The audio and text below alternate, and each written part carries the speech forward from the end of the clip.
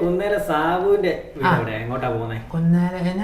ഞങ്ങൾ അവിടുത്തെ മുഴുവൻ മകനില്ല ജിബിൻ, ആ താടിയൊക്കെ വെച്ച് അവനൊരു ആലോചനയായിട്ട് ഞങ്ങൾ കോട്ടയത്ത്. അവന് അവൻ കുഴപ്പമില്ല, അവനെല്ലാ പള്ളിയിലൊക്കെ വരും. പള്ളിയിൽ ഇവിടെ പാട്ടൊക്കെ പാടുന്ന എല്ലാ ദിവസം പള്ളിയിലൊക്കെ വരും. പക്ഷെ ബാങ്കിലൊക്കെ ജോലി അവന്. പക്ഷെ അവന് എറണാകുളത്തേക്ക് ഒരു പെങ്കൊച്ചുമായിട്ട് ഇങ്ങനെ ടൂറ് അവിടെ പെങ്കൊച്ച് 2-3 പെങ്കൊച്ചുകളായിട്ട് ഒരുമിച്ച് താമസിക്കുമെന്നൊക്കെ കേട്ടെ. ചേട്ടാ ഞങ്ങളെ പുത്തമ്പുരയിലെ എൽദോസ് എന്ന് പറഞ്ഞ ആളുടെ വീട് അന്വേഷിച്ചു. പുത്തമ്പുരയിലാണല്ലോ. ആണോ? നമ്മളവിടുത്തെ എബിന്ന് പറഞ്ഞു അതിന് വേണ്ടി. ആണോ? ഞങ്ങള് പറഞ്ഞിട്ടാ കല്യാണം അവന്റെ കല്യാണ ആലോചന നേഴ്സാ. അത് കാര്യമില്ല. അവനെ കൊച്ചുണ്ടാകത്തില്ല. ട്രീറ്റ്മെന്റ് വല്ലോ? അല്ല അതല്ല, കല്യാണത്തിന്റെ അവൻ അലർജി ആവട്ടു. വേണ്ട, നോക്കണ്ട കേട്ടോ.